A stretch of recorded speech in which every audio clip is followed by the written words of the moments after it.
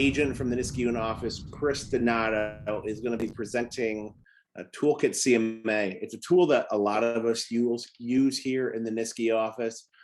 Chris has done a wonderful job of that, whether it's a for sale by owner appointment or just a regular referral appointment. And I'm going to be on this call. I'm going to interject with Chris. We're going to kind of do this together, but I will let Chris take the floor. And without further ado, Chris, the floor is yours.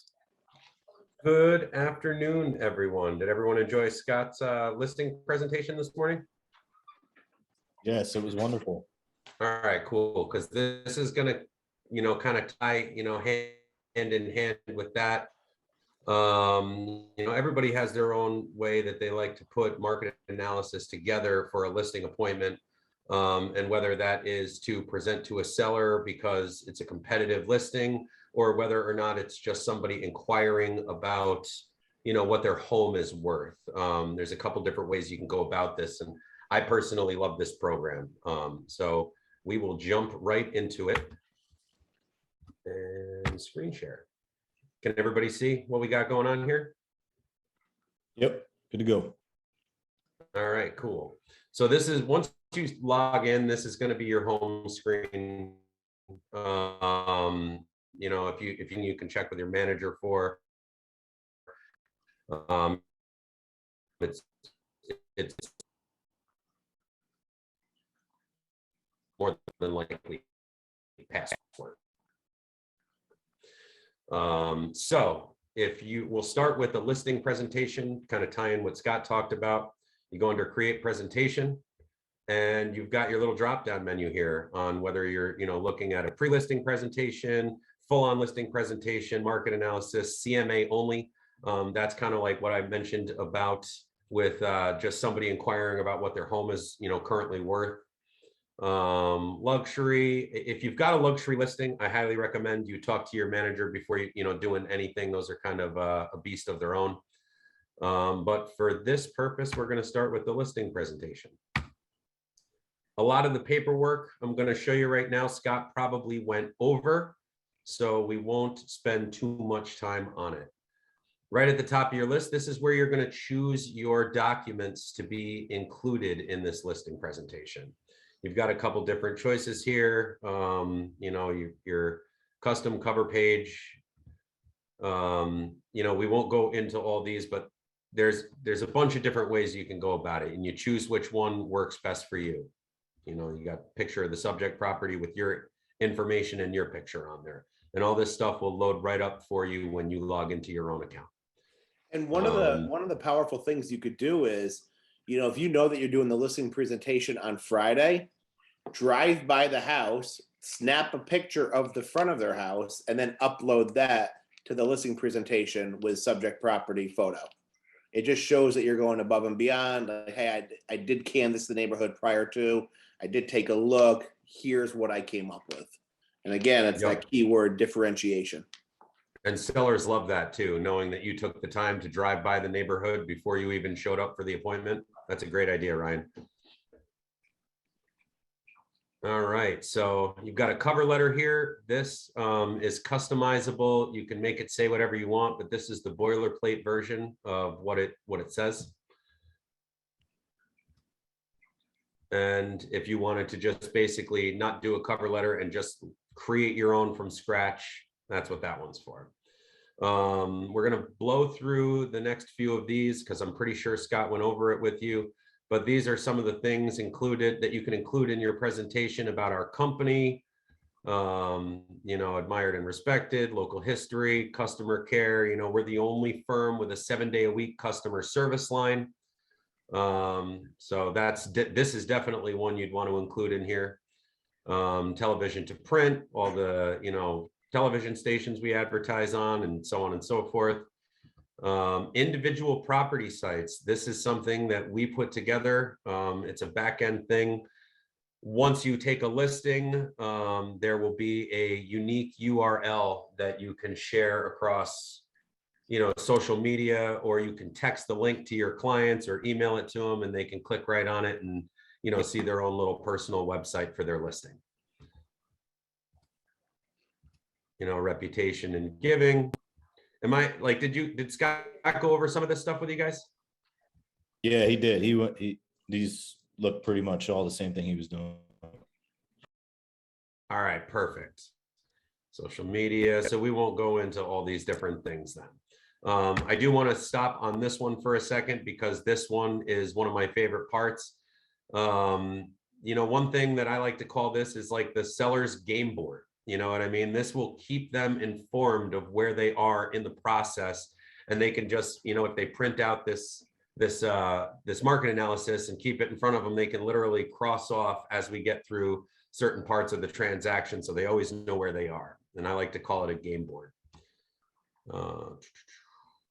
Subject property page, you know, it depends on how much information you know about the property up front. I don't typically use this one a lot because you don't want to leave things blank. And if you don't have all the information for all the different fields, and you know, if you go fill it out and it just looks bare, then I would just say leave it right on out of there. But the more information you get about the subject property, the more you can differentiate yourself and stand out. This is the same thing, just with a picture. Customizable CMA. This one is fantastic. I use this whether it's a market analysis or a straight listing presentation, because this is going to separate everything, and it's kind of just a quick glance where they can see all the comparable properties that you've put into this market analysis. And we'll go through on how to add all this stuff in here in just a few minutes. Map, I love this one as well. It shows the proximity of where you are to the subject property. Number one will always be the subject property, and it will always be in blue. Everything else is color coordinated to whether it's on the market, whether it's expired, if you include expired listings, or whether or not it's already sold and closed. This is the same thing, just kind of more of an aerial map instead of the you know, little illustrated map. This is another good one. This puts 3 properties per page, and it will separate them between on the market, sold, active, things like that. But this gives the public remarks and all the different features just at a quick glance for the seller, so that they can see, you know, what the properties look like in the CMA that you put together. This is another one if you wanted to do a single with the map instead of the 3 per page.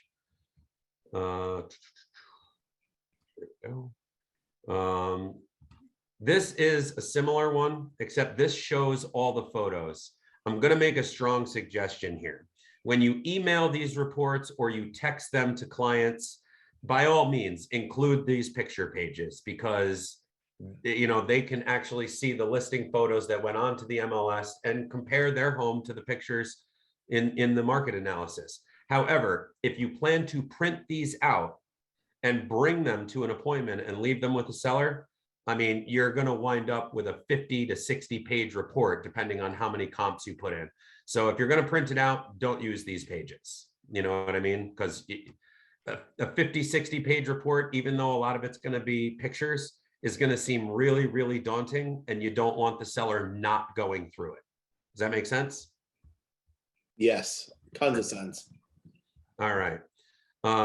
This is another good one I like to use. This kind of lays it out a little bit differently than the 3 props per page for the picture CMA document.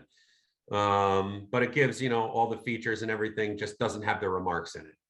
But I like to include both of them just so that they can see them a couple different ways, whatever's easier for them to read. I'm going to go ahead and tell you to stay away from these price adjusted CMA with picks, because this is a situation where you will go in and make adjustments based on the comps.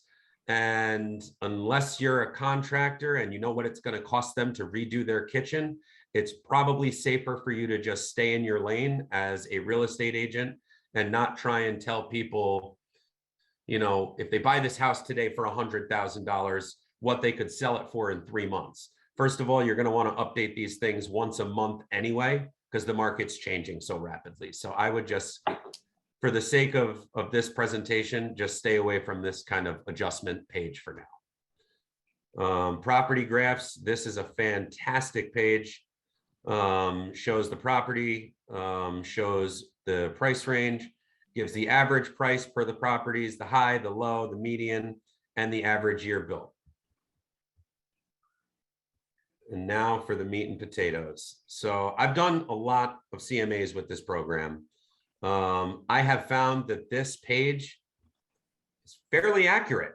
You know, you can adjust the price. It's going to say this, you know, no matter pricing your property is crucial, blah, blah, blah. That's going to be, you can't edit that text, but you can edit the price range.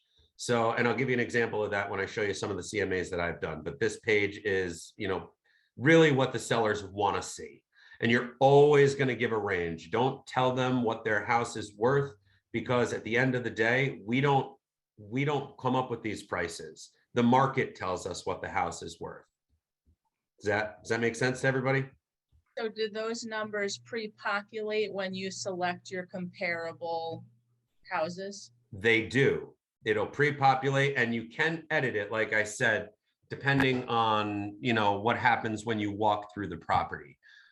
You may go in and find out that the house is immaculate and they just freshly painted and they just put a new granite countertop in the kitchen. And, you know, you might want to, and they might tell you when you give them this price range, you know, everybody's got an idea of what their house is worth. And that's always a question that you want to ask on a listing presentation is, what do you think your house is worth? And then you can kind of show them with this report why they're either accurate or why they're off a little bit. But if you go in there and you say you think Toolkit kind of gave them a little bit low of a price range, you can always go in and get a little bit more. And I'll give you an example of that here in a moment. And what we're doing with this is we're showing kind of the presentation piece to follow up with Scott. Joanne White on, I believe it's October 18th, is doing a whole class on pricing, right? So we're kind of following through with Scott's presentation. This is a great presentation to have. And then this will kind of come after Joanne White does her pricing strategy, because there's a few different ways you could price a house, right? And this is just the tool, the vehicle to show what we did in the back end. And, you know, Chris could have done this CMA, and if he picked the wrong subject area or the wrong comps or anything like that, that price range could have been 400 to 500,000. So it's all based on the information that you put in there, which we're going to cover a little bit today.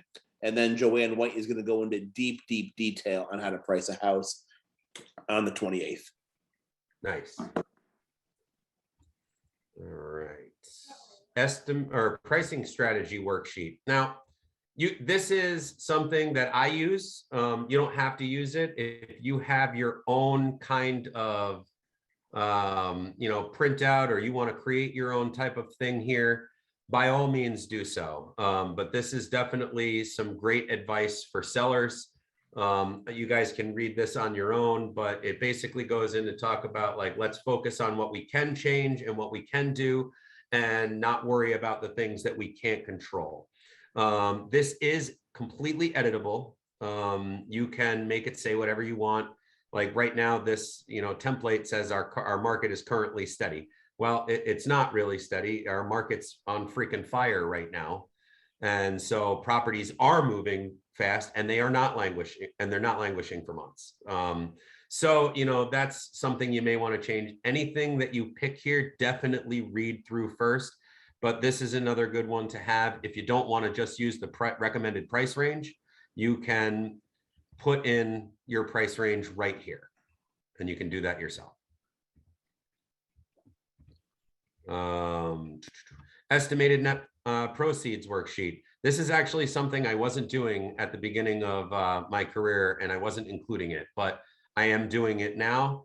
These are, just make sure if you use this, that you tell sellers that this is estimated. You don't know exactly what, you know, some of these fees might be. Like your attorney fee, every attorney charges a different price, so on and so forth. But you can legitimately go in, you can plug numbers in here, put in whatever you want, and then it will do the math for you down here.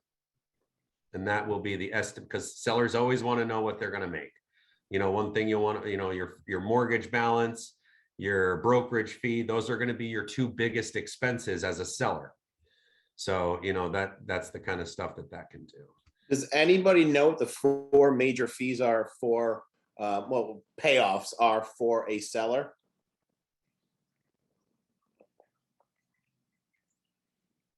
Mortgage, brokerage fee, Yeah. taxes. No, those are prorated, right? Yep. So you actually get a little bit of money back for taxes, depending on when the tax season is. Right. But there is a tax, and it's $4 for every 1,000. It's your transfer tax. It's New York State having their hand in the pocket. So there's your transfer tax, and then there's going to be your attorney fee. So those are the four major deductions that you're going to see from the total price that you sell it for. Hey, Chris, I have a question. On Sure. that net sheet, you showed like what their mortgage balance was. Is that something that you would ask them Oh, yeah. pre-listing appointment as part of like your gathering information stage? Most definitely. And here's why.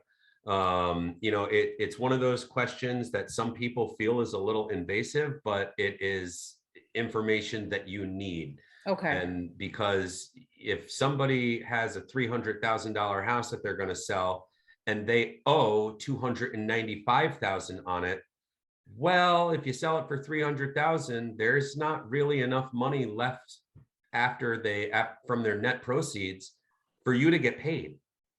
gotcha. So it's very important that we know their current mortgage balance and where they're Okay. at with the payments, whether or not they have any liens on the house or things like that. Yeah. Great, And thank you.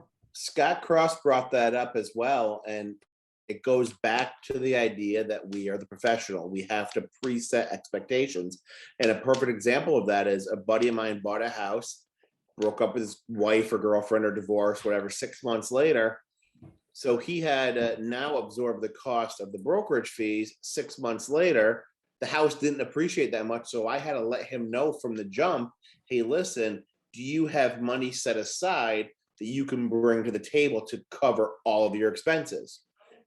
I told him that in the beginning. Had I told him that in the 10th hour when we were at the closing table, like, oh yeah, by the way, you gotta come up with $17,500 to pay off everybody, it would have been a different story. So these are super important questions asked.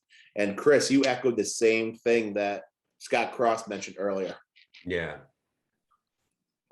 So moving on, we've got, my resume. If you have a resume put together, we've got the references, you can put together, once you start getting a book of clients that have closed, you can always talk to them about, hey, can I use you as a reference if I have a buyer or a seller that would like to talk to you about how working with me was, and see if they mind if you have, new clients call about that.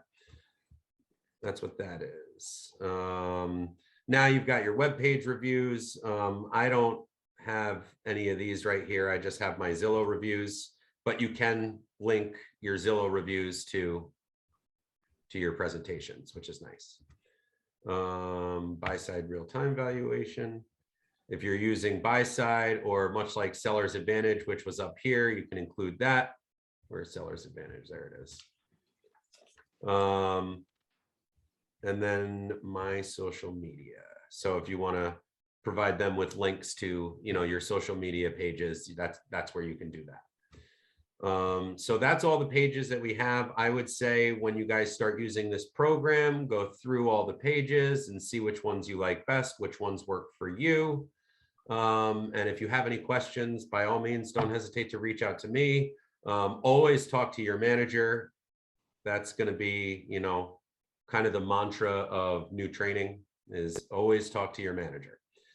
Does anyone have any questions thus far on the pages? Yeah, so when you do put this together, you can also, once you go through it, get your presentation, everything, can't you save it to what you want all the time, and it'll constantly bring it to you? Like Correct. That's exactly what you're going to do. You can, once you pick your ones that you want to use in every single one, you just set as default. And now we'll always have these ones checked for you when you go in. And that's the same for all of them. Each one is different. So this is for the listing presentation. You can, check different boxes for your CMA only presentation and set that as default for that particular tab. And that's why it's super important to know your audience. You might have somebody who's an engineer, super analytical, wants to look at numbers.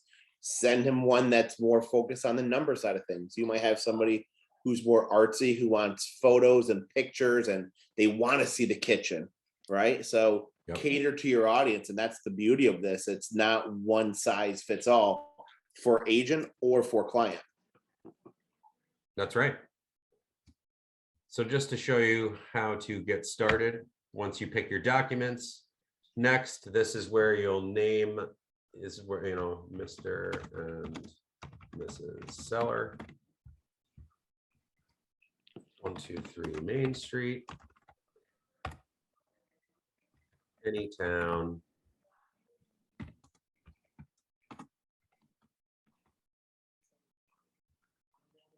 It will auto-populate these two, and then if you have a cover letter for a listing presentation, I suggest a cover letter. For the CMA only presentations, I don't use a cover letter. But if you wanted to, Mr. and Mrs.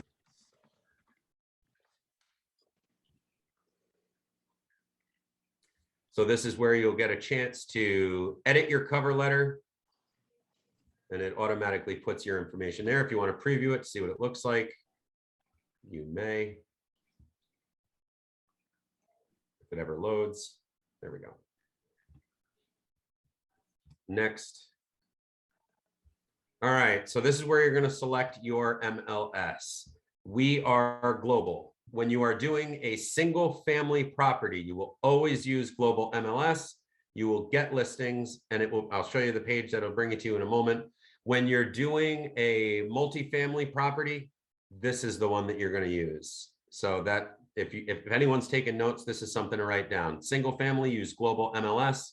For two family or multifamily, use global MLS enhanced download.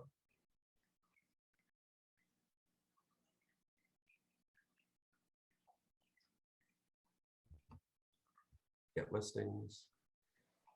Now, if you've already done your search, say you come over here and you already had the MLS open and you brought up your search and you found all the MLS numbers, if you've got them like written down next to you, by all means, just type them in here. You can separate them with a comma and boom. But if you want to just save yourself a step rather than kind of doing it twice, you connect to the MLS. It's going to open up a new tab, even if you already have Paragon open.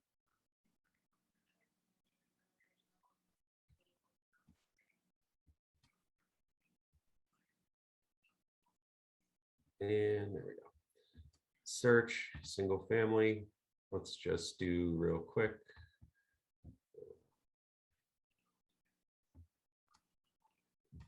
And Chris, why are you taking off contingent active under contract? I never use these. The reason for it is it's nice to see what's on the market and, you know, kind of under contract.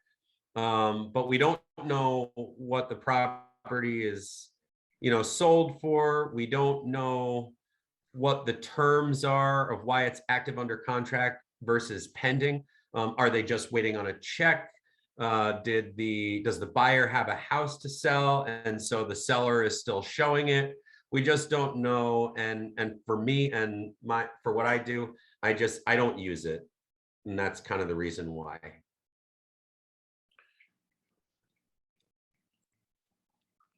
Yeah, did you want to add to that?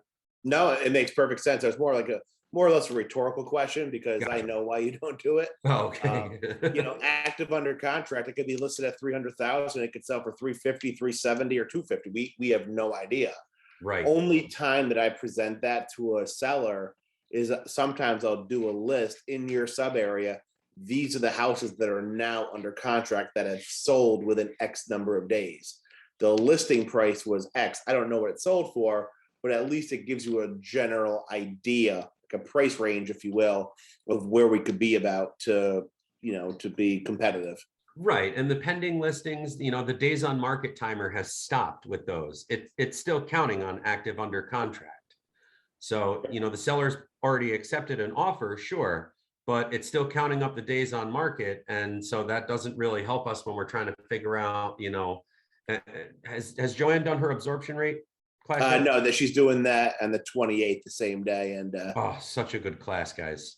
I think we can all agree that active under contract is arguably the worst status for anything. It makes zero sense, but I digress. And Agreed. continue on, Chris. All right. So we save those. Let's just, put in Schenectady. I like to stick it with the school district because here in Schenectady, I mean, you've got 2 or 3 different school districts in the same zip code. So if we're doing a CMA for a seller or a listing presentation for a seller in Schenectady in the 12306 zip code, we want to make sure that we're in the Schenectady school district and we don't have things that are in Mahonison or Shalma. So let's just say that this is a 3-bed, 1-bath. 3-bed, 1-bath. Oops, what are we doing here? No garage. Let's call it 1,000 square feet. Since we have closed and sold properties in here, we're going to need to put a date range in. That's where we'll do it right here, where this is. I'm sure you guys might be familiar with this part already.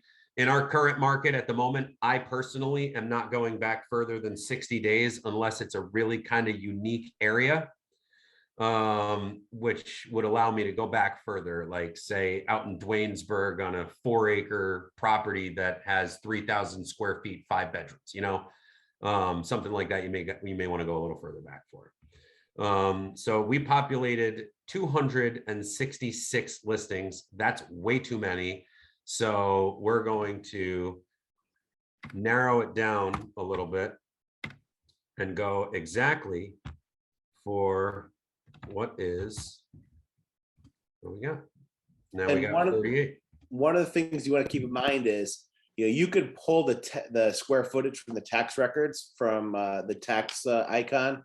You're going to want to go about 300 square foot in each direction. So if the subject property is 1,200 square feet, you're going to want to compare 1,000 square foot to 1,500 within that range.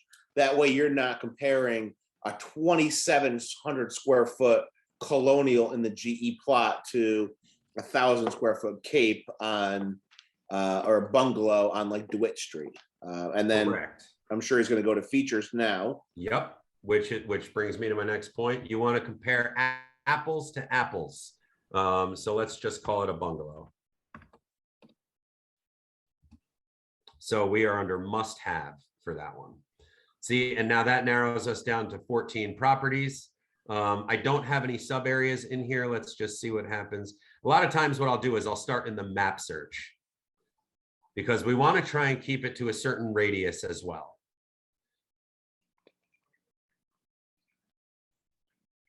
And if this doesn't work, then we just wind up putting in the sub area. But so let's just call it.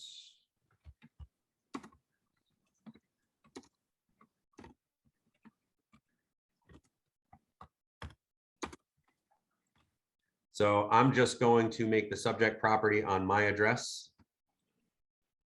That's good. Everybody knows where Chris lives now. Yep, that's where I live, guys. And then we want to center on that address. Okay, cool. Now you can put it up here. You can do, a quarter mile. We'll put a circle around it. You can draw.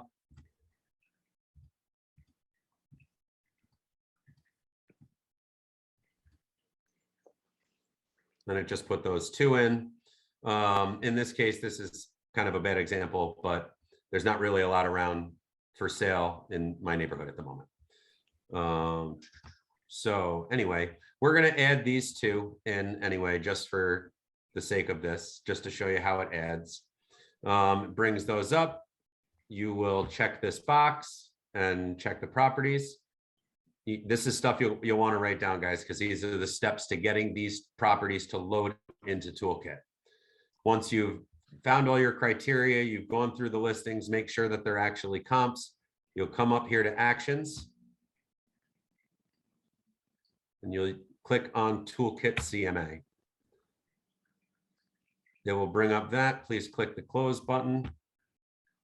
And now it is loading the 2 properties. What I'm going to do is, you know, it'll come up and I'll show you what happens when it comes up here, but we're not going to sit here and wait for this to load because it does take a few minutes. Once it's done downloading, it's got to put everything in. So you'll get another bar that comes across the screen. So I'm just going to cancel this. Hopefully that doesn't take a bunch of time. Mhm. We'll just do this. Home.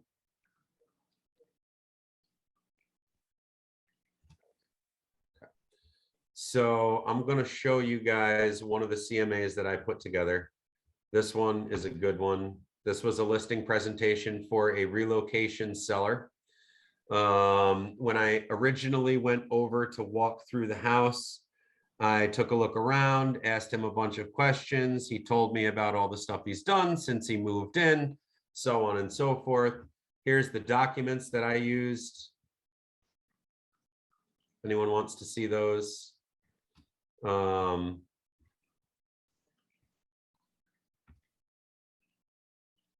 know, there's that. Here, let's just do it this way. So once you've gotten your properties from the MLS, this is the page that will pull up when it is done loading everything. You know, once you get in there, you might notice that something that if you're not using the map search, you might notice that one of the things that came up was that maybe this property is a little too far away from the subject property. So you can go right back over to the select properties page. And that's why some of these are checked and some of them are not. Some of them were just a little too far away, or after going through the pictures, decided that it wasn't really enough of a comp to be able to do it. So I removed them from the CMA.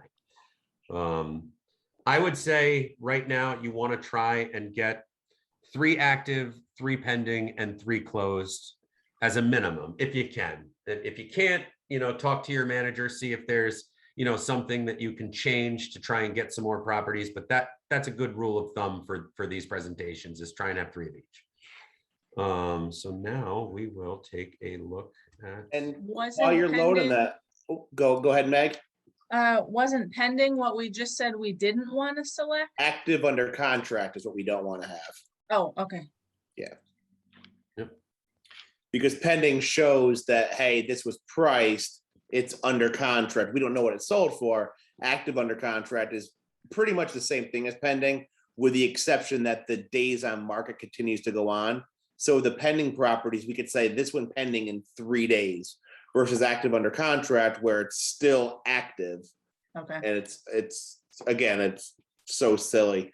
And why would we want to have the houses, like, you know, Ray, why would I want to have something active on this list to show my client? To show them how aggressive the market could be at that time in that location, in that area, to show them that, you know, things are happening. But if And it's that- active, why would I show them that nothing's happened to that house? Oh, What does active equal to us in this situation? available. Mhm. Maybe Kelly? See what it compares to based on the other houses around. Compares, I know it's called a comparative market analysis, but I like the word competitive. So Meg, what does the active homes, what are those? Active homes to me would be, so you are competitively listing your home based on prices of other similar homes. I mean, in its easiest terms, that's the competition. You know, these other 3 homes, other buyers are going to look for. Where do we want to price our house with relation to these homes? And again, Joanne will talk about that in detail, but that's why we like to have the active homes on there. We want to know what we're competing against. Pending is what's under contract, and then sold, we know exactly how much it's sold for. Yep. And you know, I know we talked about comparing apples to apples, and that's why we put bungalow in our CMA when we were doing that. If you're having trouble coming up with certain things, once you've established kind of a price range, you can always go back in and search within that price range and see what's available too. Because let's get real here. If somebody has a bungalow for 200,000 versus a cape for 200,000, you know, they may not be comparable as far as style of home, but they're comparable in price and possibly amenities. So, you know, certain things are okay to bend the rules, I guess. Bending the rules is the wrong way to put it, but for lack of a better way, that's what I mean. Obviously, you're not going to compare a bungalow to a colonial. You know, I mean, if the colonial and the bungalow are priced similarly, then that colonial probably needs a lot of upgrades. But the point remains is that, you know, certain exceptions can be made in certain situations. Just keep that in mind. Yep. So once you select your properties there, it'll bring you to this select fields. All of these, with the exception of days on market, are automatically in there. I always add days on market. You can't add every single one of them. One, the program won't let you, and two, that would just be foolish and silly because nobody needs the interior features. Some of that stuff you're not even going to know. You know, it's some of that stuff just isn't as important for the meat and potatoes of coming up with a price range. And this is all also based on how thorough your listing agent who put it in the system was, correct? Data entry, 100%. Yep. And that's one of the things that, especially working with buyers, which we'll talk about, you know, you might have a buyer that says, well, I want to have X, Y, and Z. And I always pause and I say, well, listen, you know, the more information we put in there for your criteria, the less of a search we're going to have, because we're up against data entry. And sometimes a listing agent might miss something. They might miss the first floor bathroom. That's what we're looking at. Then, you know, it might be in there. So we on the listing side have to make sure that we are super thorough and cross every T and dot every I to make sure it's the most thorough listing, because that's where we get the rest of our information from. The sale information, the market analysis information, the marketing information. So that's why it's paramount to have all the correct stuff in there. Yep. And so that, you know, here's that pricing strategy page we talked about. As you can see, I changed some things to talk about our current market. I separated this so it was a little bit easier to read for sellers. And then, as you can see, the recommended price range that I gave this seller was 185 to 196. Now that's what Toolkit generated for me. When I walked through the house and I gave this seller this presentation, you know, he had in his mind that we were going to sell for over 200,000. So this is kind of where, you know, you can step in and give sellers advice on, you know, little things they can do to increase eye appeal and marketability. And, you know, basically I told the seller, I helped him pick out his paint color. I gave him some advice on little things to, you know, patch up, like put this little railing on the stairs, and he repainted the whole house and all the baseboard heating. And we wound up selling the property for 215,000. So it just goes to show you that, you know, that's where you can come in and separate yourself, you know, as an area expert and say, look, you know, if you paint these walls, I mean, not everybody's going to be able to net an extra $19,000 from fresh paint, but painting is one of the few things that you can do that can really help the marketability of the house. You know, it can increase perspective value in a sense. It's not going to raise the value of the property. I mean, let's get real. Paint is cheap, but if the house looks good, more people are willing to buy it, and therefore you can create a bidding war and possibly sell for over asking, which is what happened here. So this is my marketing plan. I just use, I created my own within Toolkit because I just felt it was easier than kind of having it on, like, it looks good within this presentation rather than creating my own. But by all means, tons of our top producers have their own marketing plan of action that they do not include in their Toolkit CMA, and just do whatever works best for you. But I like to just include it right in here because it looks nice and pretty along with all the other pages within this report. And it also gives you talking points during the presentation when you're there in person. Right. And this, for me, gives me an opportunity to kind of explain in more detail what's currently going on with our market. Because as you see here, my, you know, first one is pre-listing, first weekend on the market, and then second week on the market. And in parentheses, I put if necessary, because everything is still selling super fast. So But as the market changes, obviously I will have to edit this. You know what I mean? Does anyone have any questions so far? So are we finding that open houses aren't even really needed oftentimes with our current market? That depends on the seller and on you. I didn't, when COVID first hit, I didn't do open houses for, I think I did one in the first year, and it was a virtual one. I didn't invite anyone to the open house. I basically went live on Facebook and did a walkthrough for about 45 minutes to an hour. Just kept going back and back through the property over and over again as people signed on to watch. Well, However, now I am back to doing open houses. I did one this past weekend and I did one the weekend before. Yep. It really all depends on the house. You know, if you've got you know, a revolving door in your first weekend, it's probably not necessary to do an open house. However, open houses are a phenomenal source of business for picking up new buyers and in some cases new sellers. I just sold my first house as an open house. There you go. Case in point. You know, when you get your signage, I mean, we can talk about open houses in another class, but ooh, excuse me, they are a phenomenal source of business. And one agent in our firm, Darlene Prince, does a phenomenal job of picking up new business from her open houses. I think the last time I talked to her, about 30% of her business was coming from open houses. And that, you know, that's a lot. You know, that's almost 1/3 of your business every year. So And, they are worth doing. It's just, you know, time it correctly. And next Monday, Karen Westman is going to be going over the exclusive buyer agency and how she conducts open houses and some of the agents from her office. And anybody who knows Karen is in for a treat because she's awesome. Oh, and if yeah. you ever met her husband, Vic, he's awesome as well. So and then my header 4 is ongoing. You know what I mean? So we'll go to next.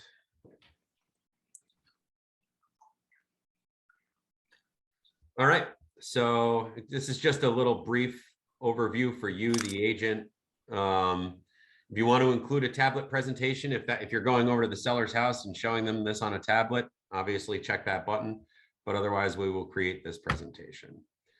And it shouldn't take as long to load because I've already got everything in there, but let's just give it a second and see what happens so that you can see what this thing looks like.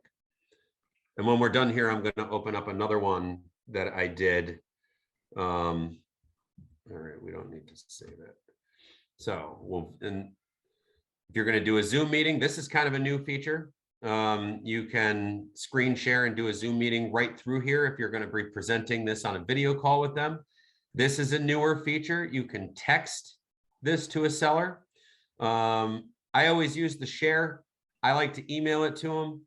When you email it to them, you get a notification that it's been sent, and you get another email notification that the seller doesn't know about when they open it and view it, which to me is invaluable.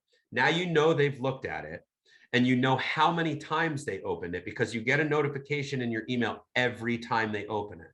So if you haven't spoken to them in a few days and you're kind of just like, you want to find out where you're kind of at with your presentation, like have they made a decision? When you see that they've opened it for like a second or a third time, you can just give them, and insert air quotes here, a call and see what they've been thinking. You know what I mean? Because you know that they've just looked at it. They don't know that you know, but you know that they just looked at it. View PDF. Let's load this up. And as you guys all progress with your career, you'll know if you want to share it to them via email or if you want to keep that to yourself and present it to them face to face or via Zoom, right? It all goes back to how they want to get their information and how they want to absorb it and look at that. You know, for me, I would rather keep it to myself and say, okay, I did your market analysis. When is a great day for us to meet, either face to face or on Zoom? You know, sometimes like, hey, listen, I'm on the road for the next 3 weeks. Can you just email to me? I'll take a look and we'll schedule an appointment. Right. So you have to talk to your client and figure out what works best for all parties. Yep, and this particular client is a relocation client, which is why email worked best for him. Perfect. So cover page, this was an actual listing presentation. So this was kind of one that I included some of our fluff, you know, our Hey, customer. Chris, I don't think your PDF went to a new screen. Oh, So yeah, you got to re-screen share the PDF portion okay. of that. It happens all the time with Toolkit. We're all, Craig was looking like shaking his head, like, what's he talking about? Can everyone see this now? Yes, sir. All right, perfect. You know, for this one, I just did a normal cover page. I had a partner on this transaction, which is why I didn't use the one that had my information on it, because, you know, I don't want to just be giving my information when I'm working together with somebody. So we just brought our business cards over to the meeting and gave them our information that way. Customer care department. Again, we are the only firm with 7-day-a-week customer service line. You know, television to Times Union, the individual property sites. Let's get past some of this fluff, and there we go. So here was all the properties that I included in this for Mr. Van Norden. This is kind of what it looks like.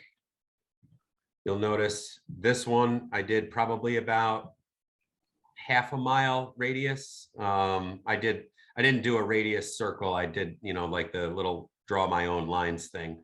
But you want to try and keep it as close to the subject property, as you can see here, number one, as you possibly can. Because, you know, as you get out of certain neighborhoods and into other neighborhoods, while the house is still comparable, maybe this house is closer to a park, or maybe this house is closer to, you know, the Target or something like that. And, or maybe this house is on a main road and this one's not.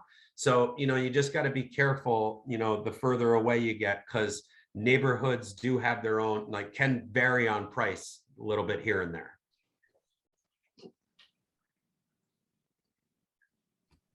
And then we've got, you know, the 3 props per page. Just going to go through all this.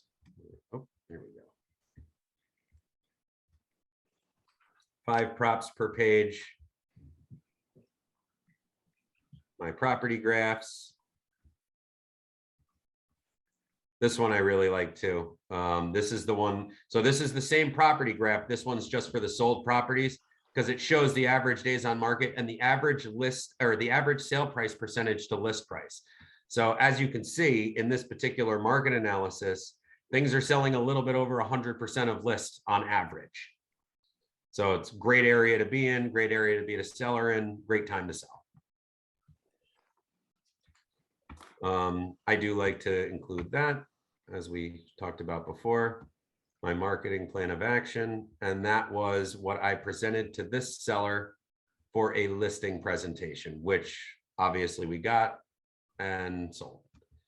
And what was the, you mentioned earlier, I believe, do you have the price range at the bottom of this? I do. So I didn't use the price range, recommended price range page. I used the, this one. Yeah, I see it. Pricing strategy page. Does that make sense? It makes perfect sense. And why would you use a range versus a flat number of 187,500? Oh, geez. Well, because if I had told this seller 196, he would have just assumed that we were going to sell it for 196. And then when you don't sell it for 196, say he had to accept, you know, 187, he's now going to be annoyed that we didn't get the price that you told him we were going to get. So it's always just, you're covering yourself. You know, again, we're not telling him what we think their home is worth. We're telling them what the market says their home is worth. And that changes sometimes daily. Coming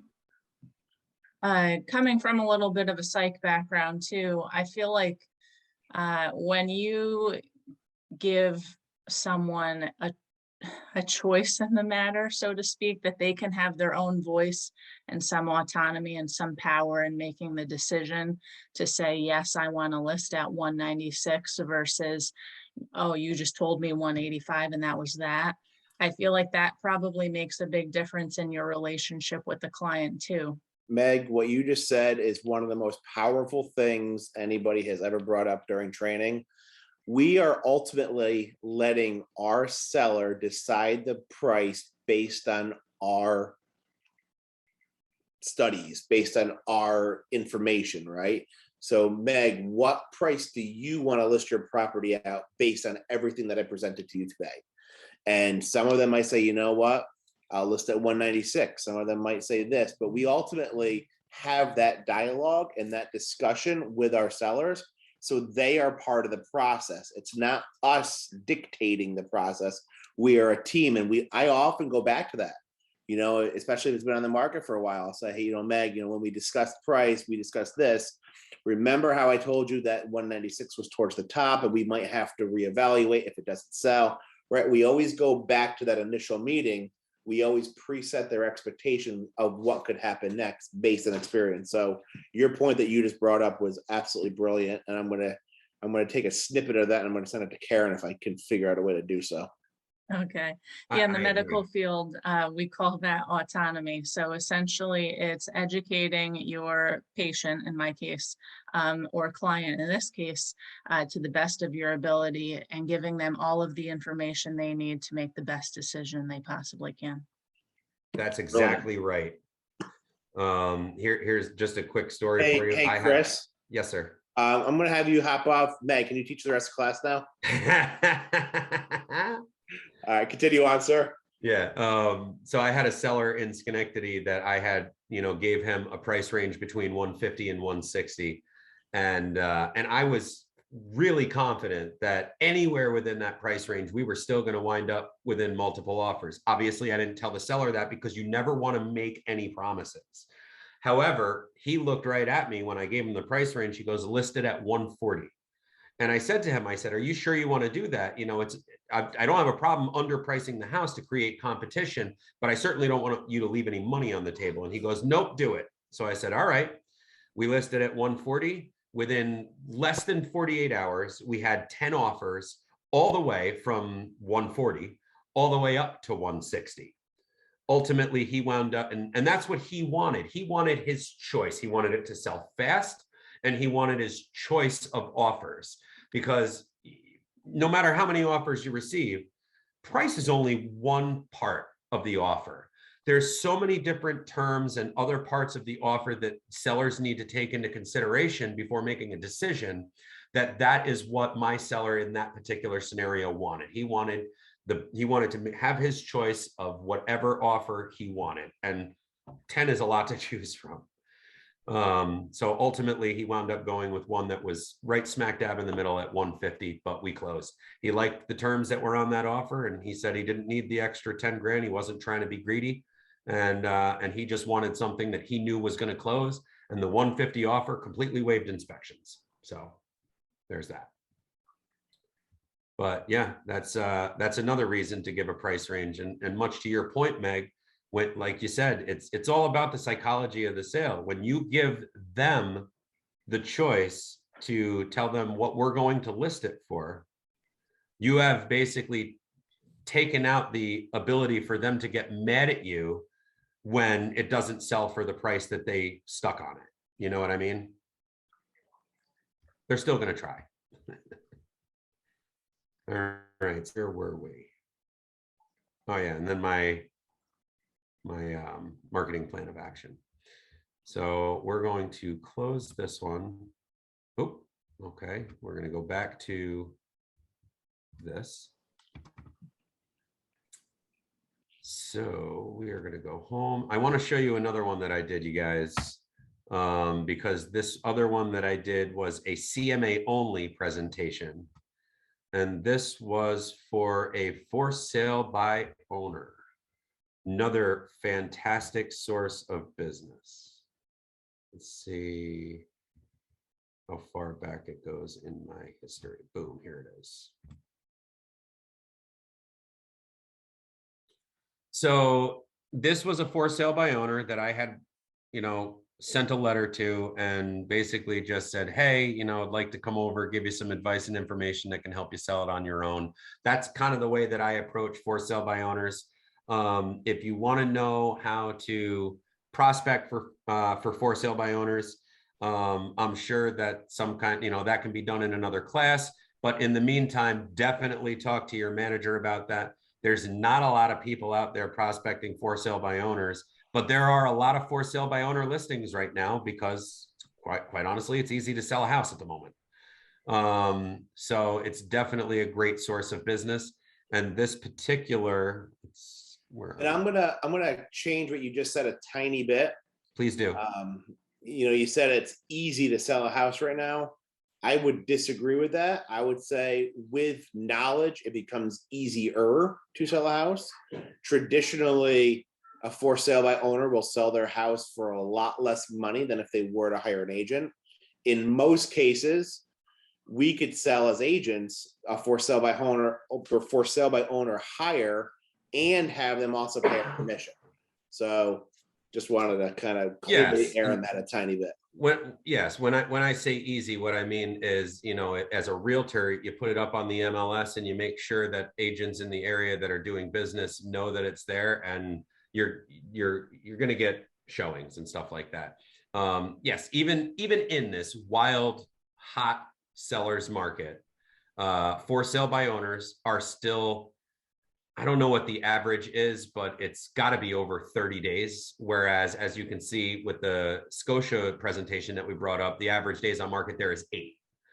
The average for sale by owner is still selling their house for less than they listed it for. And the reason for that is because they don't have an agent advocating for them. They don't have an agent negotiating for them. Is every for sale by owner experiencing that? No. But, just because the average days on market is down, doesn't mean that for sale by owners are still selling. They're still selling slower than a realtor can, 100%. Let's create this presentation. So this particular seller, I went over and I sent her a couple letters offering, to come over, take a look through, giving her advice and information that could sell it on her own. And she invited me over and it was great. Took a walk through her house. This was, I guess I should show you the documents first. So this was there's no cover page, a lot less fluff. None of the, as you can see, they don't even give you the option to choose like that customer care, individual property sites. Because at the end of the day, we're not trying to sell what we can do for them on this particular appointment. This is just an information appointment. So that's what we want to give them. We don't want to be that pushy car salesman either. I hope no one here's a car salesman previously. I'm sorry if you are.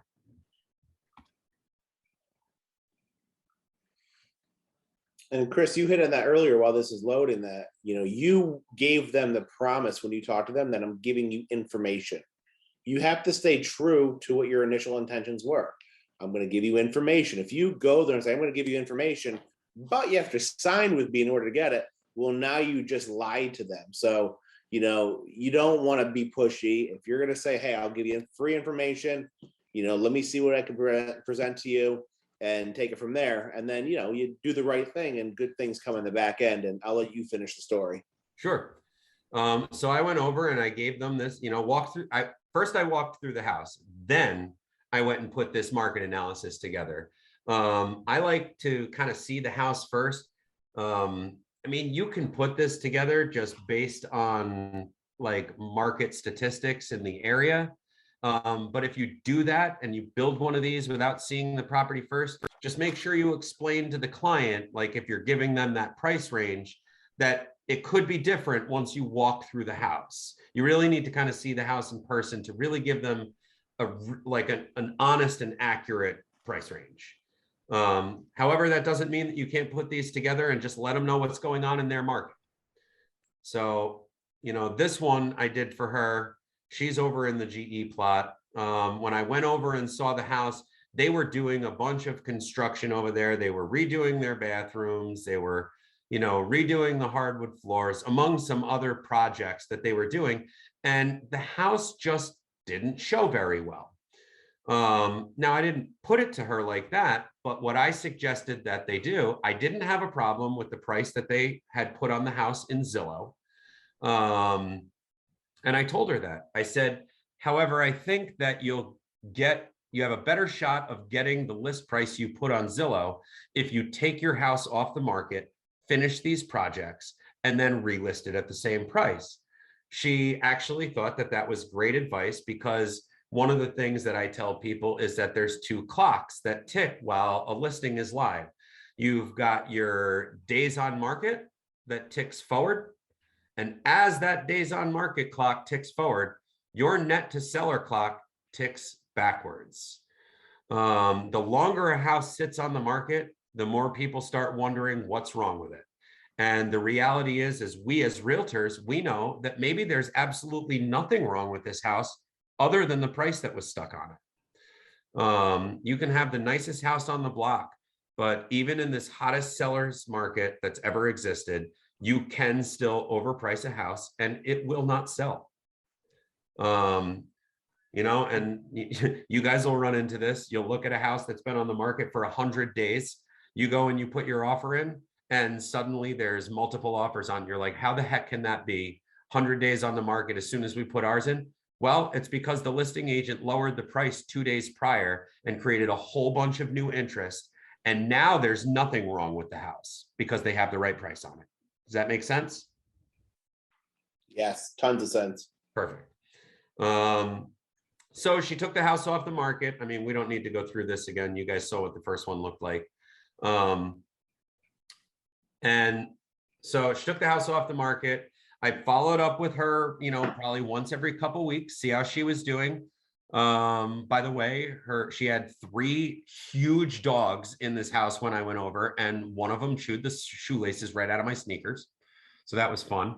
In any case, when she was done with the projects, about, I would say, a month and a half later, she called me up and straight told me that she wanted me to just come over and list it.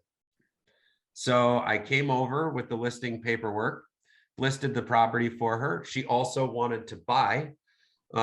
She had previously, when she was on the market on Zillow, had an agent that was showing her houses, and that agent, one, never signed an exclusive buyer agency agreement with her. So she had no loyalty to that agent. And 2, that agent kind of disappeared on her. So she wound up hiring me for both the sale of her current home and the purchase of her new home. So from me prospecting this for sale by owner and the few hours of work that I spent on it, you know, leading up to listing the property, I wound up with $750,000 in volume. So these market analysis work. Prospecting works. Hit your COI, you know, talk to your managers about the best way, you know, to prospect FSBOs. Same thing can be done with expired listings, although there's not a lot of those at the moment. But these really, these packets that we put together, they're just nice. They're laid out. They're easy to read. They're full of information, and they can really help set us apart from the competition. You know what a lot of people are using? Hold on. And, you know, when everybody shows up with the same thing, hold on, I got to get back to our Zoom meeting here so I can, what the hell did I do? After you show us this next part, I have 2 separate questions on this process. Well, why don't we take your questions first? Okay. First and foremost, as the new agent with no experience that people are going to question, is prospecting something that you feel like a new agent could confidently enough be able to approach? I do. In your first year of business, your main source should come from your COI. I'm sure that all the managers have kind of drove that home, and it's true. And it's not just your first year. Every year, your COI is going to develop over time, and it's going to get bigger and bigger, and that's going to be your main source of income. However, you know, when you're new, the reality is just because you're a new agent and you don't have any sales under your belt, you still hold a real estate license. You officially know more about the current market than most buyers and sellers are gonna. You know, and it's, you just got to have confidence in yourself because you are an expert. And second question is going back to the beginning of your process. It sounded like you sent this woman multiple letters, correct? Yes. So I sent her 1 letter a week. And she called me after my 3rd letter. Now, Okay. they're not all going to call that quickly. But you send letters essentially until you get a response, or you just decide at some point, like, where's your tipping point where you say, okay, I'm not going to continue trying to prospect this specific home? Well, that's a great question, actually. So I was sending out letters because at the moment we're not allowed to cold call. However, we can now text message people. So my new way of going about FSBOs is to text message them instead of send them a letter in the mail. Letters in the mail are very time consuming. Even if you've got a template and all you're doing is changing the name and address. You still have to handwrite your envelopes. You still have to stamp them all. You still have to take them to the post office. So yeah, those are time consuming. However, to answer your actual question, I would say I have 14 letters. If I don't get a response after 14 letters, I stop. The typical sale might be the wrong word. The typical response from somebody when you contact them, the average will come between the 5th and 12th contact. More sales are made between the 5th and 12th contact than any of the other numbers. It just so happened that this particular seller called me after the 3rd letter. You know, it's funny too. I asked her how many of them she opened and read, and she actually told me none of them. She just, when she saw my 3rd letter with my name on it, and I was writing a little note above the return address that says, hey, open me, you know what I mean? Or this is not a solicitation, because it's not. I wasn't trying to solicit her business. I was simply giving her advice and information that could help her sell it on her own. And all I wanted in return was that she remember me to friends, family, and neighbors that do want the help of a broker.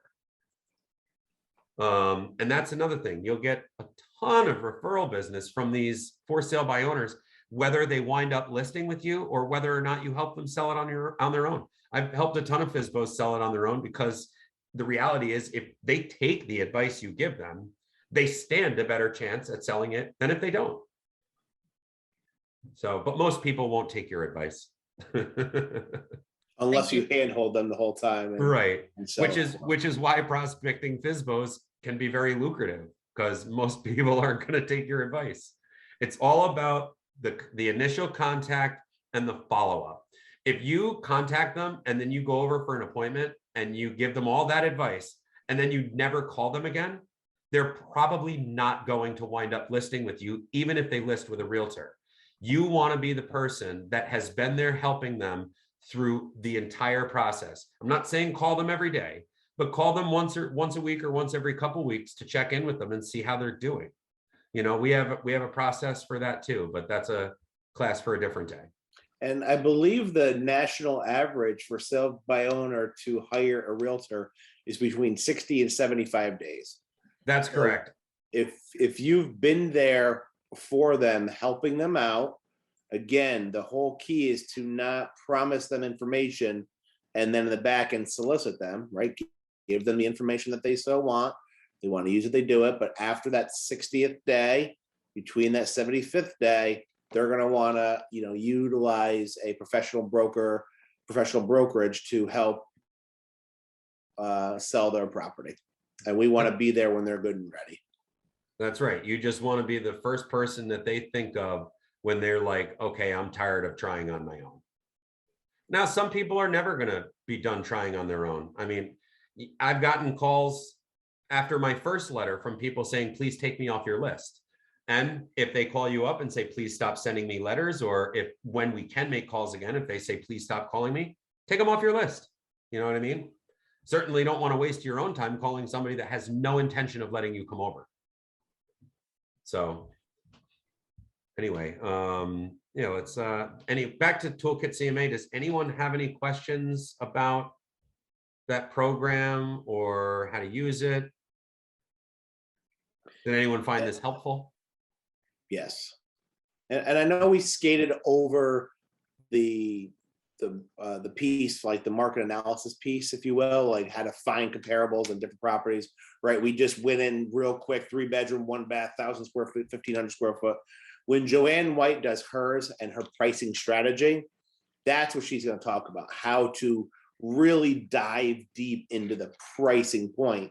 Again, Toolkit CMA is the vehicle to present our information, right? It makes all that rudimentary stuff from the MLS, the average price per square foot, it takes a few of the photos and it just makes it into this nice, beautiful package that they could either look at on a tablet, on an email, or face-to-face if you print out the PDF. Now, I'm glad that you brought that up. One thing I do want to say, because I talked about how if you email it to them, you'll get a notification when they open it up. You will not get a notification when they open up if you send it via text message. Another reason why I send it via email, because I want to know when they're opening it up. I want to see, it also kind of gives you a glimpse into their home lifestyle too. Like I've had sellers open it up at midnight. Well, what are they doing at midnight that, they're looking at the CMA? I've had people open it at 6 o'clock in the morning because it's, the first thing they do when they get up is check their email. So it kind of gives you a glimpse into their world too. When you're prospecting Vispos and sorry, I didn't mean to interrupt. No, that's okay. Vispos are expired. Can you email them or is it only through text? That's a good question. I actually don't know the answer to that at the moment, but I'll find out and I'll shoot you a text, Ray. Thank you. You got it, man. Dana, you had a question? Yeah, I have a question about the tablet presentation. So if you're going on a listing appointment and you want to show it on your computer, is that tablet format really just meant for tablets, or is that also meant for regular computers? Because I was messing around with it and my tablet presentation looked different than my PDF. It does. It is specifically for tablets. And does it have different information than what your PDF has? And no, it has all the same information. It's just laid out differently. Okay. I've never presented on a tablet. However, I have looked at these presentations on a tablet before because I just wanted to see what it looked like. Yeah. And the tablet presentations are good and they're good when they're necessary.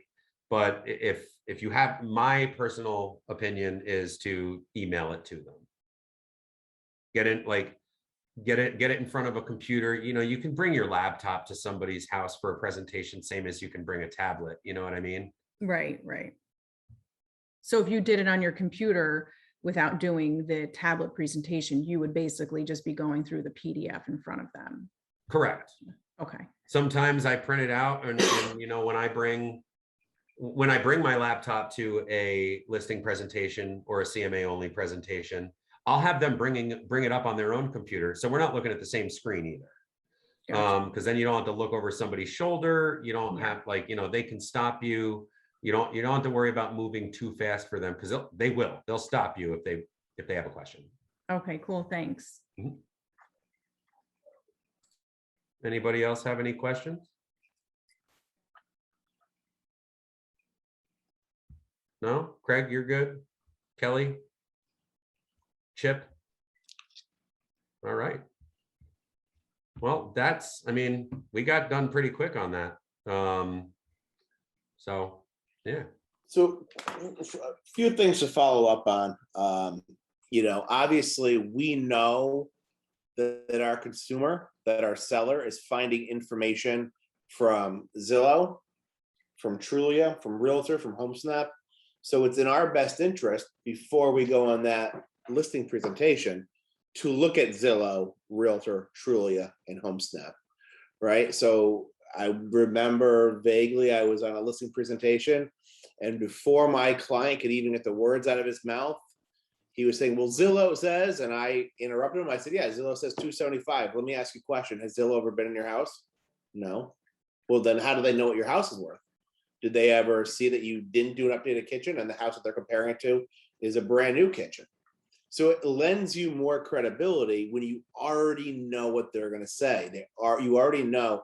And one of my favorite things to do is print out the newspaper article where the Zillow CEO sold his house for like X amount of dollars underneath the Zestimate, right? Or over the Zestimate, whatever that number is. Then, you know, depending on who the client is, I always say, well, the A in Zillow stands for accuracy.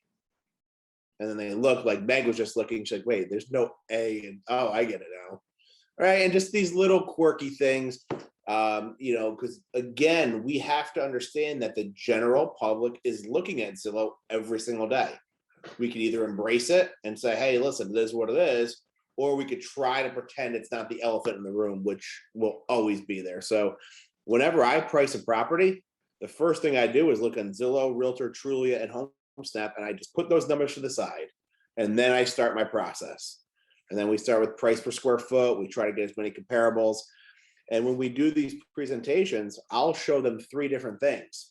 So I have a tablet that I use. It's an app on my tablet called Notability. And that's where I write all my notes. So I show the client, I say, hey, listen, here's all my handwritten notes with my formulas, with my math. It's chicken scratch, it's rudimentary. I take that information, I load it into the MLS to find out this is the average price per square foot. And then once we do that, here is your nice, pretty presentation that takes all that info and brings it back to you. And that's what Joanne White is going to be doing on the 28th, which is an absolutely fantastic class on pricing. What I suggest everybody do, and it's a little bit of homework, but I have faith in all of you. If you want to do it. I would behoove you to do it, but take a house that is listed within your office that is sold, or take your own individual property if you live here locally, and do a market analysis on that, and just play around with the numbers. Look around, kind of take a look and compare your cape to other capes in the area. Give yourself a range and just become more confident and comfortable with Toolkit, with the MLS, to plug those numbers in, because before long, you're going to have a client call you up and say, hey, Meg, you know, I live at 123 Main Street. Can you do a market analysis? You know, you want to have the practice. You know, after a while, you'll be able to do one in a few hours. You'll be able to get the whole presentation over to them shortly. So yeah, tomorrow at 12 o'clock, I can send you one, instead of being a deer in headlights, like, oh crap, where do I go? Where do I go? Where do I go? All right. So start practicing more and more. Start practicing with different neighborhoods, different pockets. You know, right here in Niskayuna, one street is the difference of $100,000 between Schenectady schools and Niskayuna schools. You know, understand your market. And that's what I want to leave you all with today. Does anybody have, Chris, thank you again. This was from an agent point of view. This wasn't from a manager. This was from somebody who is an agent, and this is how he earns his living as an agent. And he was kind enough to share his tips and tricks with all of us today. And that's one of the things that makes us such a remarkable, beautiful company, that we have, you know, top producers like Chris Donato and other agents out there willing to give their tips and tricks. So thanks, Chris. We appreciate Oh, you. my pleasure. Thank you, Chris. Just to touch on your point, I'll show you guys one last thing to Ryan's point about Zillow. Where did Zillow go?